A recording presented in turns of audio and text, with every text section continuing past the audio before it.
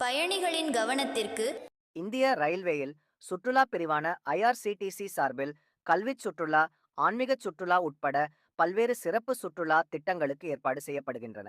அந்த வகையில் சென்னையில் இருந்து குஜராத், ஒடிசா, ராஜஸ்தான் உள்ளிட்ட மாநிலங்களுக்கு சிறப்பு சுற்றுலா திட்டங்களை IRCTC ஏற்பாடு செய்து உள்ளது.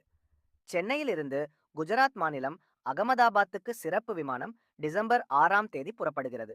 இங்கு சர்தார் வல்லபாய் பட்டேல் சிலை, நிஷ்கலங்க், மகாதேவ் கோவில், ஸ்ரீ சோம்நாத் ஜோதிர்லிங்க கோவில், கிர் தேசிய பூங்கா, போர்பந்தர், துவாரகா ஆகிய இடங்களுக்கு சுற்றுலா பயணிகள் அழைத்து செல்லப்பட உள்ளனர்.